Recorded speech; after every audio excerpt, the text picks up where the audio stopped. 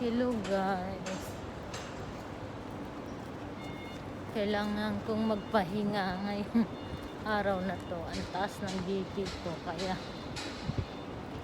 kailangan kong magpatingin sa heart doctor para tingnan kung may problema yung heart ko, dahil nga ang aking BP sa itong araw na to ay 162 82. Kaya tsaka kailangan kong magpa-laboratory ulit para sa aking cholesterol.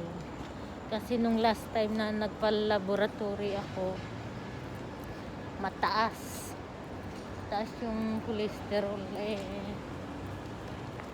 Ang hirap ng may edad na, ang dami nang naglalabasang sakit. To, lalakad ako, pupunta ako sa exchange kasi yung sahod ko hindi ko pa rin nakuha. Kailangan kong kunin para may pang bayad ako sa gamot to pag na resitahan ako ng gamot sa cholesterol at saka sa heart. Kaya mainam na yung makontrol kaysa bigla na lang atakihin. Mas delikado pag biglang inatake at buti na lang may insurance ako, kung wala mga mote.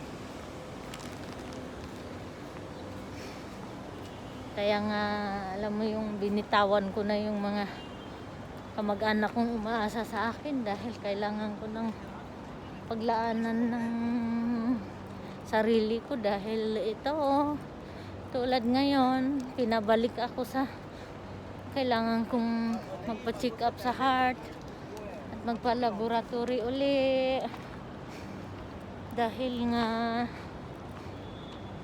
medyo may something na hindi maganda. Dahil nung nakarang nagpa-check up ako, normal yung BP ko, tapos ngayon biglang tumaas. Kaya parang nag-alala yung doktor, baka may something ako sa heart dahil hindi stable yung BP ko, taas baba. Kaya kailangan ko magpa-check up sa heart doctor. May something problem, is not normal na ganun na akyat baba yung BP. Yun lang guys, kasi tatawid ako sa kalsada. Bye muna.